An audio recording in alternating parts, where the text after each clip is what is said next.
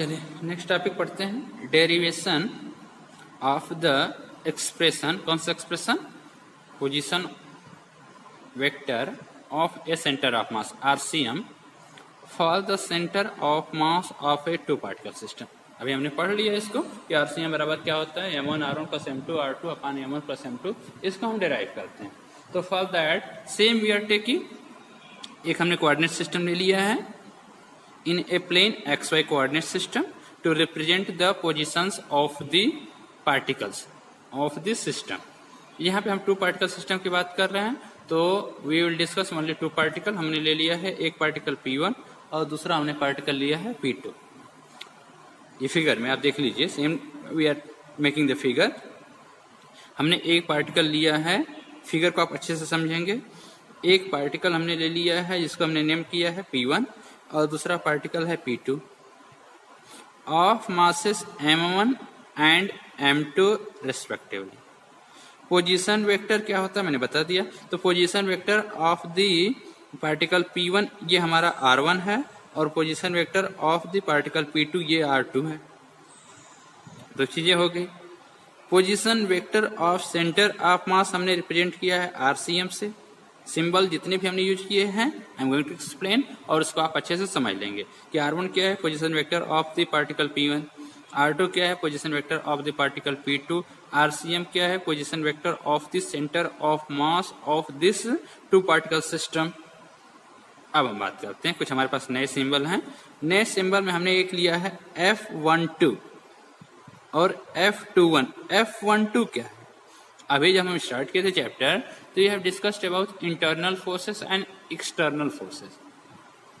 Internal forces क्या होते हैं मैंने बताया था, this is the force acting between the particles inside the system. Inside the system जो भी पार्टिकल्स हैं उनके बीच जो फोर्स लगता है that is the internal force. और उसका काम क्या था, that is responsible for the attraction या mutual attraction between them. That is responsible for close up, binding के लिए, बाइंडिंग अप के लिए जो फोर्स यूज करते हैं that is the internal force. और क्या होता है, दैट म्यूचुअली इंटरैक्ट, मतलब एक पार्टिकल दूसरे पे लगा रहा है तो दूसरा पार्टिकल भी इक्वल एंड अपोजिट डायरेक्शन में उतना ही फोर्स उस पर लगाता है। तो यहाँ हमने सिंबल यूज किया है F12, मतलब फोर्स। देखिए P1 is attracted by P2, इसलिए हमने डायरेक्शन भी दिखाई है। इस वेक्टर की डायरेक्शन इधर क्यों दिखाई है, क्योंकि P1 को P2 अट्रैक्ट कर रहा है। इसकी F21 की इधर क्यों दिखाई है, बिकॉज P2 को P1 अट्रैक्ट कर रहा है। तो F12, 1 सिंबल पहले है 2 बाद में है, तो F1 का मतलब फोर्स किस पे लग रहा है, 1 पे। किसकी वजह से, 2 की वजह से। ये सिंबल आप अच्छे से समझ लीजिएगा, इसकी आगे काफी जरूरत पड़ती है। ऐसे सिंबल हम काफी यूज करते हैं।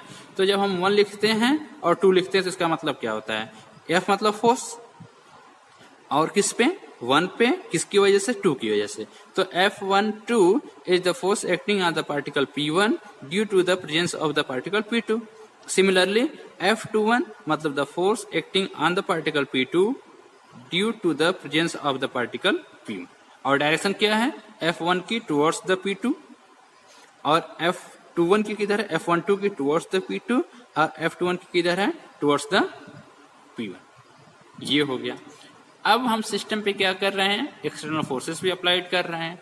तो जो एक्सटर्नल फोर्स है that is provided to the या that acts on the particle P1, उसको हमने ले लिया है F1 एक्सटर्नल। क्लियर। दूसरा जो पार्टिकल P2 है उस पे जो हम फोर्स लगा रहे हैं external force, that act that is equal to F2 external. That will be different. हर एक पार्टिकल पर जब हम एक्सटर्नल फोर्स लगाएंगे तो that force will not be same for all the particle, वो हर एक पार्टिकल पे अलग अलग लगेगा। तो हमने ले लिया है कि जो हमारा पार्टिकल P1 है उस पे जो फोर्स लग रहा है उसको हमने मान लिया F1 एक्सटर्नल, और जो हमारा दूसरा पार्टिकल है उस पे जो फोर्स लग रहा है उसको हमने ले लिया F2 एक्सटर्नल। तो क्लियर है, ये डायग्राम हमने समझा दिया आपको, इसमें क्या क्या सिंबल है और इसका क्या क्या मतलब है। अब चलिए हम इसको कैलकुलेट करते हैं। तो वी हैव, हमारे पास मास भी है, फोर्स भी एक्ट कर रहा है ऑन द पार्टिकल। तो बिकॉज ऑफ दैट अगर फोर्स लग रहा है तो particle will start to move, तो हम उसकी वेलोसिटी और एक्सेलरेशन को लिखते हैं। तो नाउ हम बात करते हैं, हम ये सब चीजें नहीं लिख रहे हैं now.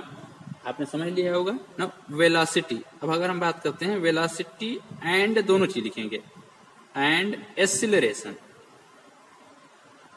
Acceleration. Now velocity and acceleration vectors of the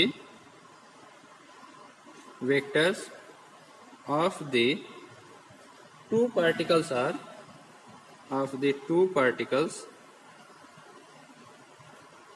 are क्या हो जाएंगे, v1, v1 क्या है, this is the velocity vector of the particle p1। और आपने पढ़ा होगा वेलोसिटी जब हम बात करते हैं तो ये क्या होता है, डिफरेंशिएशन ऑफ या rate of change of the position vector d vector r1 upon dt, ये तो पढ़ा होगा आपने। और इसी से अगर आप लिखना चाहें तो एक्सीलरेशन क्या हो जाएगा, a1 will be equal to, ये क्या होता है, d vector v1 rate of change of velocity is equal to acceleration, तो dv अपॉन dt क्या हो जाएगा, that will B velocity.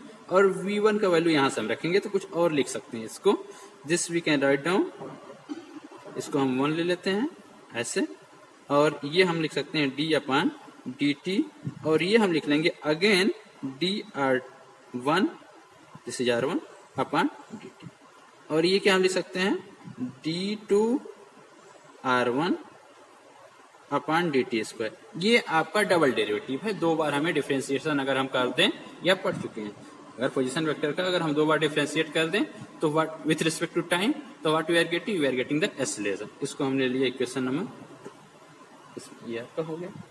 And ये तो हमने पार्टिकल 1 के लिया, and for particle 2 also, and v2 क्या है, this is the velocity vector of the particle 2, ये हो जाएगा d vector r2 upon dt, सीधे इक्वेशन नंबर 3 हम मान लेते हैं। और इसी तरह से हमारा a2 कितना हो जाएगा, ये हम same way write down dv2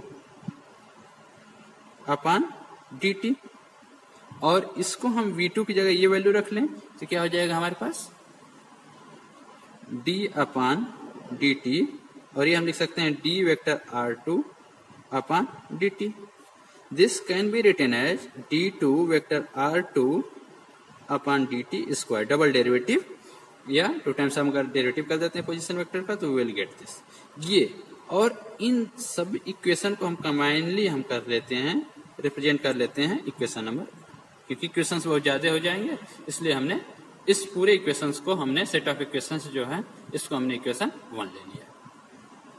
अब हम बात करते हैं कि the total force, now total force, अब हम बात करते हैं, जैसे आपने देखिए P1 आपने देखा तो ये P2 की बात करें तो P2 पे कितने फोर्स लग रहे हैं, एक तो इंटरनल फोर्स लग रहा है F21, और दूसरा कौन सा फोर्स लग रहा है F2 एक्सटर्नल।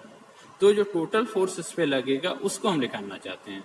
सिमिलरली P1 पे कितना टोटल फोर्स लग रहा है उसको हम जानना चाहते हैं। तो मान लेते हैं टोटल फोर्स, क्या हमने सिंबल यूज किया है F1, F1 टोटल है, F1 टोटल फोर्स है on P1। Now total force F1 on P1 and total force F2 on P2 will be, क्या हो जाएगा, that will be equal to vector F1 अगर हम लिखने चाहें तो वेक्टर सम हो जाएगा, दोनों का जुड़ जाएगा, ये हो जाएगा F12, मतलब internal force acting on P1 due to the presence of the particle P2, plus जो हमारा F1 जो एक्सटर्नल लग रहा था, ये दोनों हो जाएगा। एंड सिमिलरली जो P2 पे लग रहा है F2, that will be equal to F21, force acting on the particle 2 due to the presence of the particle 1 या P1, ये हो गया, प्लस F2 एक्सटर्नल, ये दो हमारे पास हो गए। Let us see this is the equation number 2, combine लिया हम दोनों इक्वेशन को, इक्वेशन 2 मान लिया है, क्लियर।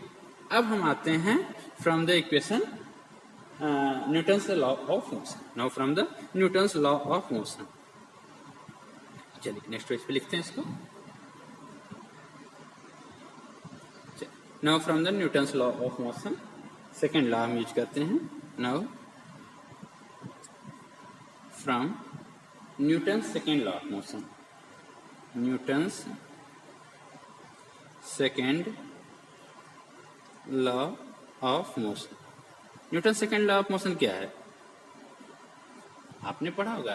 पहले तो इसकी जो बेसिक डेफिनेशन है वो क्या है कि rate of change of the linear momentum is equal to the external force applied on the system. ये तो आपने पढ़ा होगा ना। न्यूटन सेकेंड लॉ टोटल यही पढ़ते हैं। या तो हमने इसको जब सॉल्व किया था, इसको डिराइव किया था, तो हमने पता किया था कि F बराबर m इंटू ए। इससे सिंपल फॉर्म में हमने सेकेंड लॉ को पढ़ते हैं कि total force acting on the system बराबर मास मल्टीप्लाइड बाय एक्सेलरेशन।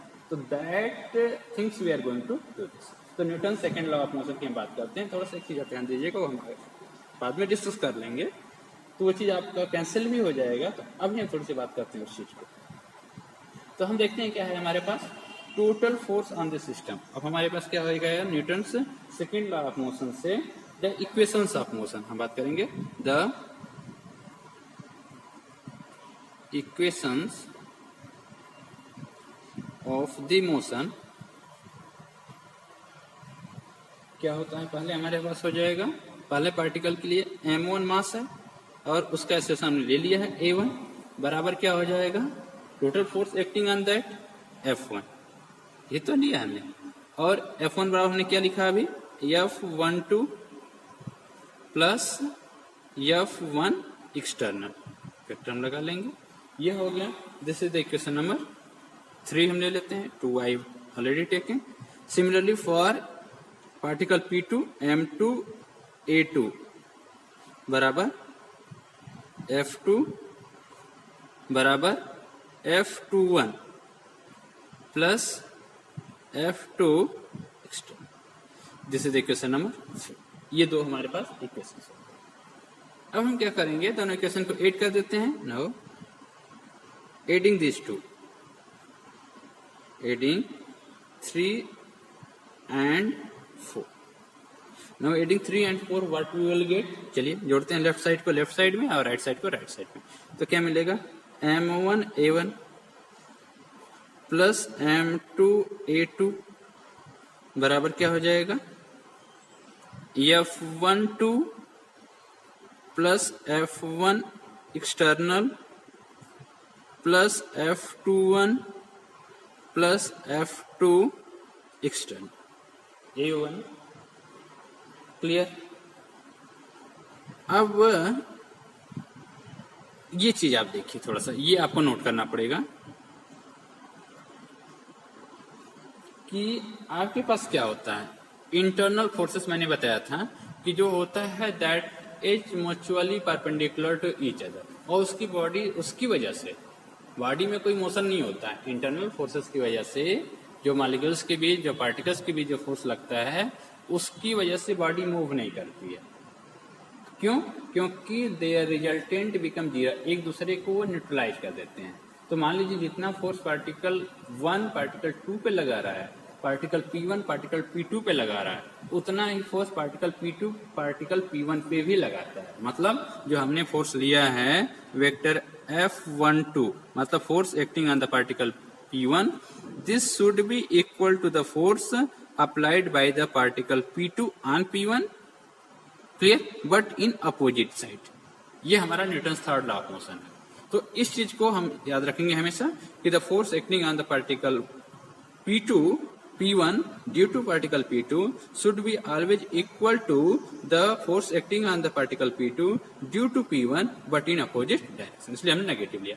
अब इसी चीज को हम यहाँ रखेंगे तो व्हाट विल गेट, ये चीज देखिए, ये और ये क्या हो जाएगा बाय यूजिंग दिस। तो हमें पास क्या हो जाएगा F12 की जगह माइनस F21 रख देंगे तो this will be cancel to each other. तो using this what we will get, ये हमारे पास हो जाएगा M1 A1 plus M2 A2 बराबर क्या हो जाएगा, this will be cancel out internal force. तो we will get F1 external force जो एक्ट कर रहा है और F2 एक्सटर्नल फोर्स जो एक्ट कर रहा है। ठीक, मतलब ये जो एक्सेलरेशन है ये टोटल क्या हो जाएगा, और इसी चीज को हम ले रहे हैं कि F मान लेते हैं, से दिस इज F। F क्या है, टोटल एक्सटर्नल फोर्स। F को हम लिख लेंगे what is this M1 plus M2 A2 एक चीज आप समझ लीजिएगा, this is an important term. हमने न्यूटन्स लॉ में जो पढ़ते हैं तो हम यही पढ़ते हैं ना कि टोटल एक्सटर्नल फोर्स के बराबर होता है m इंटू ए। बट यहाँ पे अभी आपने देखिए, यहाँ पे हमने लिखा था इंटरनल फोर्स भी लिखा था, तो क्यों देखिए एक दूसरे को कैंसिल कर लिया? तो because of that reason we are taking only the external forces which is responsible for the acceleration in the body. ये एक्सटर्नल फोर्स की वजह से A1 A2 प्रोड्यूस होगा। ठीक, इंटरनल वाले जो फोर्सेस होंगे उनकी वजह से A1 और A2 प्रोड्यूस नहीं होगा, क्योंकि दे कैंसल टू ईच अदर। ये हो गया वेयर, ये हमने नया टर्म यूज किया है, where vector F is equal to, क्या हमने ले लिया है, किसकी जगह रखा है, F1 एक्सटर्नल की जगह प्लस F2 एक्सटर्नल की जगह। ठीक, और क्या है, this is the total force acting on the system, is the total force acting on the system. This is total force acting on the system. तो ये चीज हो गया हमारा। अब हम बात करते हैं, अगर मान लीजिए हमने क्या लिया है, सिस्टम तो दो ही पार्टिकल का लिया है, तो total mass of the system क्या हो जाएगा? Total mass of this system कितना होगा? ऑफ दिस सिस्टम कैपिटल अगर m मान लें तो किसके बराबर होगा? m1 प्लस m2 के, क्योंकि दो ही पार्टिकल हैं। अगर 3 होता तो m1 plus m2 plus m3 हो जाता, 4 होता तो m1 plus m2 plus m4 हो जाता, n होते तो m1 plus m2 plus mn हो जाता। तो ये चीज तो हमने दो पार्टिकल लिया, तो टोटल मास हमारा हो गया m1 प्लस m2। अब आप देखें, थोड़ा सा आपको ये समझता है कि जो टोटल, अगर हम ये सब तो क्या किया, हमने इंटरनल स्ट्रक्चर किया, अंदर से हमने देखा कि फोर्स हमने एक्सटर्नल जो लगाया वो अलग अलग लगाया, M1 पे अलग लगाया, M2 पे अलग लगाया। अब हम इसको पूरा फील्ड ऑफ व्यू पूरा को हम एक मान लें, पूरा एक चीज हम इसके मान के देखें कि पूरा एक सिस्टम है जिसपे हम एक फोर्स कैपिटल F लगा रहे हैं जिसका मास m है। तो what will be the change in the system, उसके एक्सेलरेशन में what is the change in acceleration of the system total. ये हम इंडिविजुअल देख रहे हैं, हम इंडिविजुअल की बात नहीं करेंगे कि हमारे पास क्या होगा for whole system. If we consider, ये चीज आप समझिए हम क्या कंसीडर कर रहे हैं, system total force F, total force capital F acting on A system. ठीक है, इसको एक पार्टिकल मान लें, बड़ा सा पार्टिकल ले लें, तो उस चीज को जिसका मास m है, टोटल सिस्टम या पार्टिकल उसको मान सकते हैं, system of mass m produces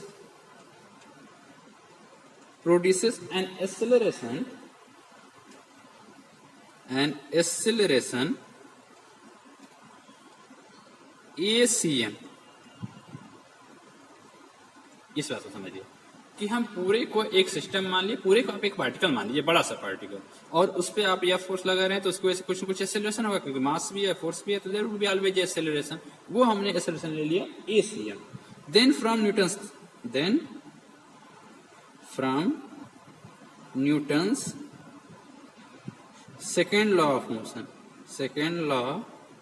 of motion क्या होगा, क्या होता है, capital M into acceleration ACM बराबर किसके बराबर होता है, total external force acting on the system.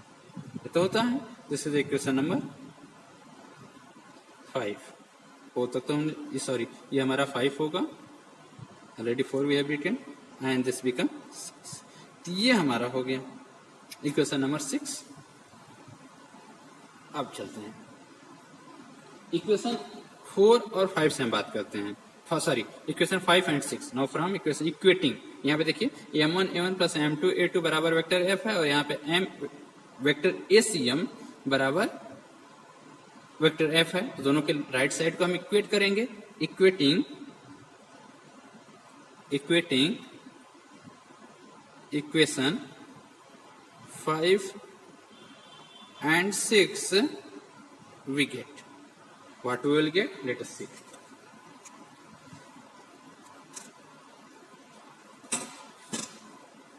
चलिए क्या मिलेगा हमें, बराबर करते हैं तो we will get M A C M is equal to m1a1 plus m2a2, ये हो गया। अब आते हैं एक सेट ऑफ इक्वेशन 1 पे, जैसे इक्वेशन नंबर आप चाहें तो 7 ले सकते हैं। अब हम बात करते हैं from the equation set of equation 1, from equation 1 जो हमारा सेट है, उससे हम क्या लिख सकते हैं कि capital M ACM is equal to M1 A1 की जगह हमने क्या लिखा था, D2R1 upon DT square plus M2 D2R1 upon DT square, ये तो आपने देखा, ये लिखा हुआ है हमने। अब एक चीज ध्यान दीजिए, जब आप डिफरेंशिएशन करते हैं तो इन केस ऑफ डिफरेंशिएशन अगर हमारा जो कांस्टेंट होता है तो that we can take from the differentiation, या ये M1 अंदर हो या बाहर हो कोई फर्क नहीं पड़ेगा, तो उसको हम थोड़ा सा अंदर लिख लेते हैं। हम लिख सकते हैं D2 M1 R1, कोई फर्क नहीं पड़ेगा, M1 इज ए कांस्टेंट तो बाहर भी आ सकता है, टाइम के साथ बदलता नहीं है। यहाँ पे ये हम कांस्टेंट ही मानते हैं, बट टाइम के साथ मास बदलता है, वो चीज हम यहाँ डिस्कस नहीं करेंगे। ये हो गया D2, ये हो गया M2 R2 डिवाइडेड बाई ये दिस DT स्क्वायर हो गया, ये हो गया M ACM। क्लियर, हमने M2 को इंसर्ट कर दिया। चलिए तो ये क्या हो जाएगा हमारे पास, M ACM is equal to D2 upon DT square. ठीक है, ये जो आपका इसको लिखते हैं, हम समझाते हैं, ये हम लिख सकते हैं M1 R1 प्लस M2, ये जो आपका डिफरेंशिएशन होता है this act as a operator. Operator का मतलब जब इसको हम अंदर ले जाएंगे तो this will act on this, इस पे भी डिफरेंशिएट करेगा और इसको भी डिफरेंशिएट करेगा। तो ये आपका जैसे हम कहते हैं ना कि प्लस साइन लेते हैं तो प्लस मल्टीप्लाई इसमें भी होता है, फिर इसमें भी होता है। जहां हमारा अगर ब्रैकेट के बाहर माइनस हो तो माइनस लेते हैं तो माइनस इसके साथ में मल्टीप्लाई होगा, इसके साथ में मल्टीप्लाई होता है। तो वैसे आपका डिफरेंशिएशन भी एक आपका ऑपरेटर होता है जो कि दोनों पे मल्टीप्लाई होगा, दोनों पे वर्क करेगा, दोनों पे ऑपरेट किया जाएगा। तो M1 इसको चाहे तो अलग लिख सकते हैं कि D2 M1 R1 upon DT square plus ऐसे लिख सकते हैं, तो उससे कोई प्रॉब्लम नहीं है, ये आप अलग से लिख सकते हैं। We can take the D2 upon DT square as a common. तो this we can write down ACM, M को डिवाइड कर ले रहे हैं तो this will become 1 upon capital M, और क्या हमारे पास हो जाएगा D2 अपॉन DT स्क्वायर, और ये हमारे पास हो जाएगा M1 vector R1 plus M2 vector. Clear, अब ध्यान दीजिए, ये हाँ हमने लिखा है AC, अगर हम इसको चाहें तो लिखें इन टर्म्स ऑफ एक्सीलरेशन को, अगर हम पोजीशन वेक्टर के टर्म में अगर लिखना चाहें तो हम क्या लिखेंगे, D2 RCM क्या है, सीधा पोजीशन वेक्टर है, upon DT square, this will be equal to 1 upon capital M D2 M1 R1 plus M2 R2 DT square, D2 upon DT square, ये हो गया। क्लियर, अब where what we have taken, where ACM को क्या बोलते हैं, ACM is the acceleration vector of centre of mass, acceleration vector of centre of mass. ठीक, and RCM को क्या कहते हैं, is the position vector of the, is the position vector of the centre of mass. Clear, तो we compare this, equation 7 तक हमने ले लिया था, इसको 8 इक्वेशन मान लेते हैं। तो from 8 what we can write down, ये देखिए D2 upon DT square is here, D2 upon DT square, इसको थोड़ा सा और चाहे तो लिख सकते हैं, M को अंदर भी आप लिख सकते हैं, तो what we can write down, आप चाहें तो इसको लिख सकते हैं, इक्वेशन 8 से क्या लिख सकते हैं कि आपका D2 upon dt square RCM position vector is equal to d upon dt square d2 this m1 r1 plus m2 vector r2 vector लगाएंगे, यहाँ पे देखिए वेक्टर छूटा हुआ है, इसको बना लेंगे अपान m। This is the constant. आप इंटीग्रल के डिफरेंशिएशन के अंदर रखें या बाहर रखें, कांस्टेंट से तो कोई फर्क नहीं पड़ता है। तो what we can write down, this implies कि RCM किसके बराबर होना चाहिए, same as differentiation, same variation is there, twice time differentiate कर रहे हैं किसके साथ, टाइम के साथ, तो ये आपका same quantity RCM should be equal to m1 vector r1 plus m2 vector r2 upon capital M, और कैपिटल M आपने कहीं लिखा है m1 plus m2, where capital M बराबर क्या है, total mass of the system बराबर m1 प्लस m। यही तो आपने पढ़ा था, ये तो आपका फार्मूला था कि position vector of the system of two particles is equal to m1 r1 plus m2 r2 upon m1 plus m2। तो दिस इज होल अबाउट, तो ये चीज हो गया आपका पोजीशन वेक्टर ऑफ सम। तो this way you have wrote that. This is the equation number 9. This is whole about centre of mass of a n particle system. अभी तक पूरा हमने डिस्कशन किया था किसके लिए, टू पार्टिकल सिस्टम के लिए। ये हमारा क्या है, this is for the two particle system. हमारे पास दो सिस्टम है, तो आप उसको हम डिराइव नहीं करेंगे फॉर द जनरल केसेस, इसी को हम जनरलाइज कर देते हैं कि अगर हमारे पास मान लीजिए दो पार्टिकल हैं तो उनके मासेस m1 m2 है, पोजीशन वेक्टर r1 r2 है, तो उनका जो सेंटर ऑफ मास का जो पोजीशन वेक्टर होगा वो हो जाएगा m1 r1 plus m2 r2 अपन m1 प्लस m2 हो जाएगा। अगर दो के बजाय अगर हमारे पास तीन पार्टिकल होते तो क्या होता, उसका centre of position of centre of मास क्या हो जाता, m1 r1 vector plus m2 vector r2 plus m3 vector r3। Third particle का पोजीशन वेक्टर अगर r3 होता तो प्लस m3 r3 हो जाता, divided by m1 plus m2 plus m3। 4 होते तो plus m vector r4 upon m4 हो जाता। तो ऐसे अगर हम इसी को हम जनरलाइज करते हैं तो for a n particle system the position vector of centre of mass will be what, that's we can write down कि position vector of centre of mass, let us write down position vector, इसको हम general करेंगे, position vector of किसका, centre of mass का, position vector of centre of mass किसके लिए, of n particle, of n particle system के लिए, of n particle system का क्या हो जाएगा, इसका सिंबल हमने RCM ही यूज किया है।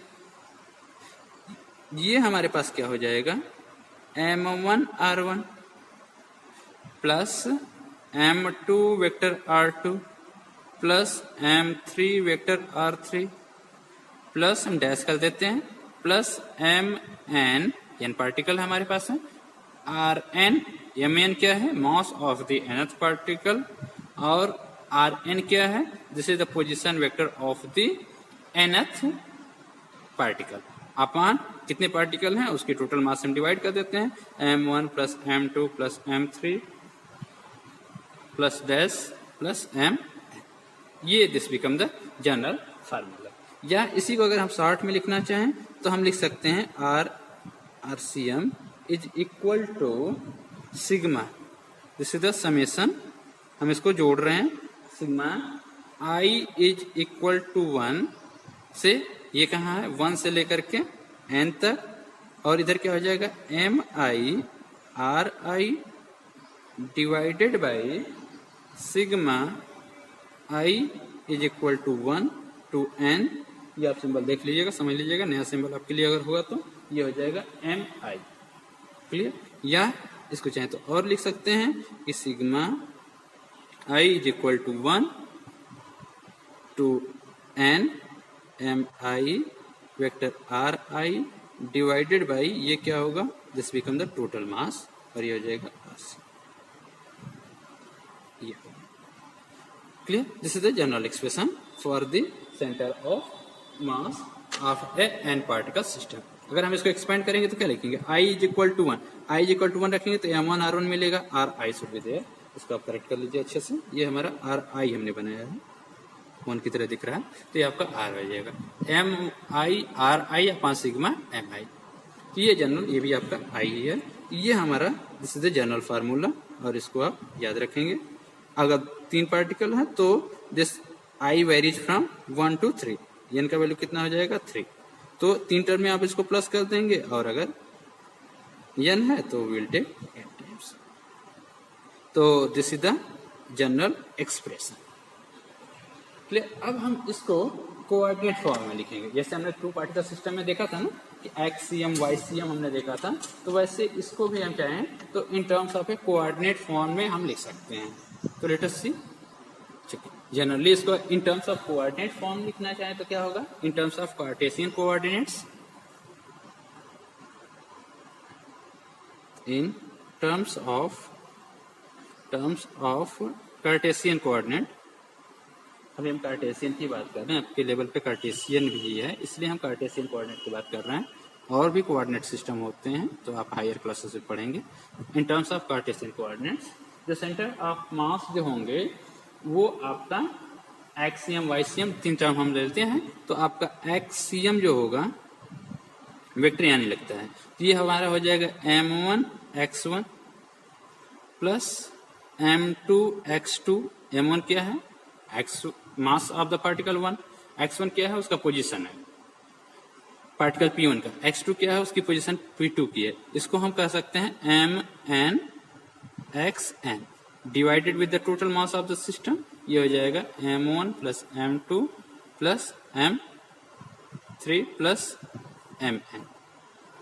और अगर हम समेशन फॉर्म में अगर लिखना चाहें तो वी कैन राइट डाउन वही सेम चीज, m x डिवाइडेड बाई आपका टोटल m, और एम एक्स यहाँ आप चाहे तो लिख सकते हैं कि i वेरीज फ्रॉम यहाँ से m i x i and that varies from i is equal to 1 to n और m i x, ऐसे लिख सकते हैं, जनरल टर्म है।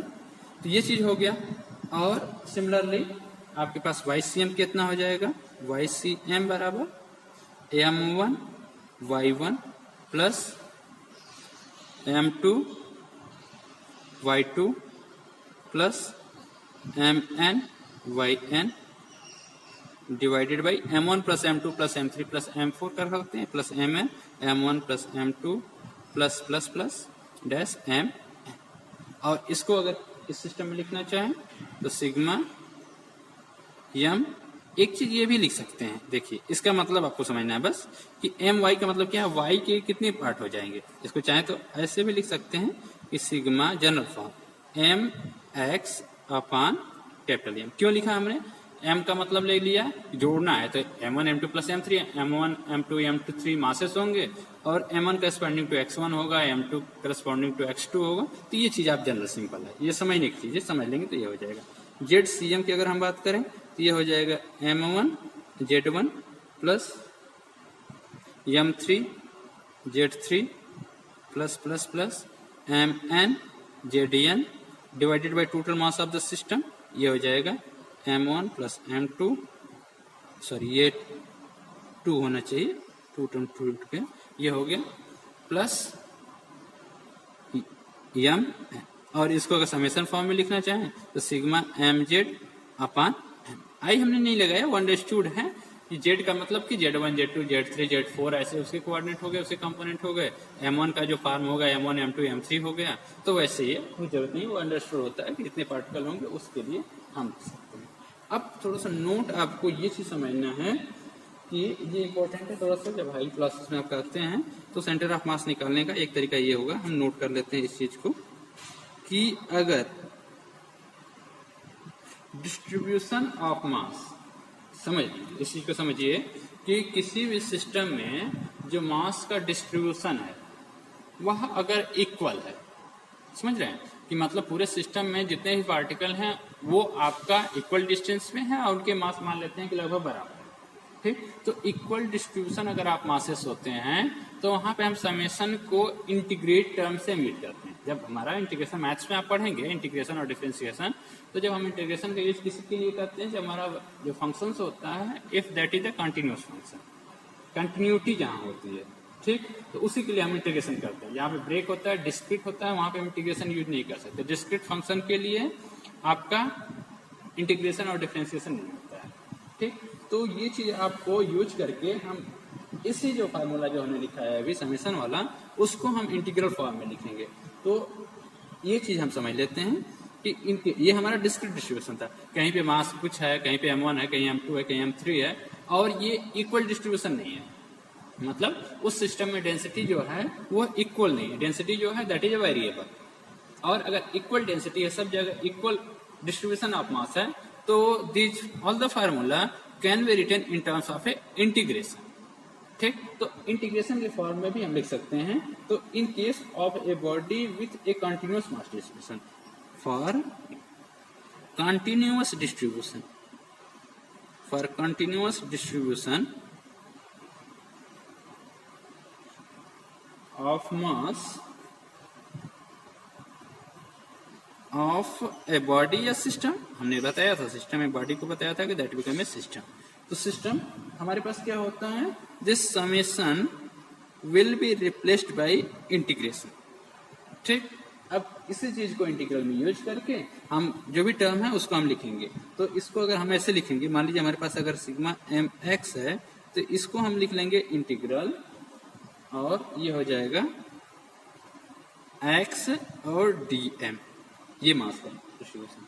अगर हमारे पास सिग्मा एम वाई है, तो that will be replaced by integral y dm। dm क्या है, small amount of the mass. Sigma M Z जो होगा that will be replaced by Z D, ठीक।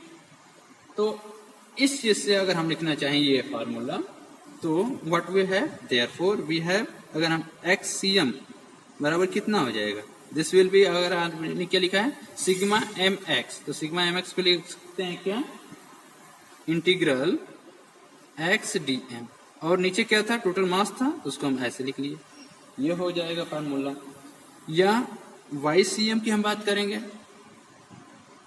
तो YCM में क्या हो जाएगा, YCM इज इक्वल टू हो जाएगा 1/m इंटीग्रल y dm। ये this is only for the continuous distribution of masses अगर होंगे तभी आप लिखते हैं, ध्यान रखिएगा। और ZCM क्या हो जाएगा, 1/m इंटीग्रल z। तो this is the 3 formula for the centre of mass in terms of the integral form. ये हमारे इंटीग्रल फॉर्म में हो गए, ये नोट कर लीजिएगा इसी तरह।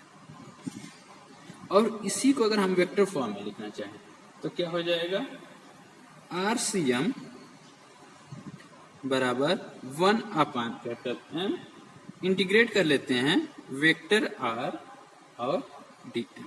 वेक्टर R बराबर क्या होता है, xi plus yj plus z के, तो ये आपका R के साथ मल्टीप्लाई हो जाएगा। This is the general formula for the centre of mass in terms of the integration.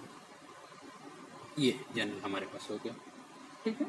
तो ये चीज हमने पढ़ लिया। अब अगर हम मान लेते हैं कि if we have a system जिसमें centre of mass as the origin of our coordinate system, तो वो चीज अगर हम देखना चाहे तो देख सकते हैं कि अगर मान लीजिए ऐसा सिस्टम हम लेते हैं, चलिए डिस्कस कर ही लेते हैं कि इफ आर सी एम हम ऐसा ले लें, X Y Z is equal to 0, अगर हम ओरिजिन पे ले लें, सेंटर ऑफ मास को ही अगर हम ओरिजिन पे ले लें, तो यहाँ से क्या मिलेगा, अगर ये हमारा 0 हो गया तो दिस इंप्लाइज कि वेक्टर आर डी एम बराबर 0, या हमारे पास अलग अलग भी सब 0 हो जाएगा। Integral M D M sorry X D M is equal to integral Y D M is equal to integral Z D M, ये सब आपका 0 हो गया। ये स्पेशल केसेस हैं, इससे बहुत मतलब हमें नहीं है, मतलब हमें ये चीजें जाननी चाहिए।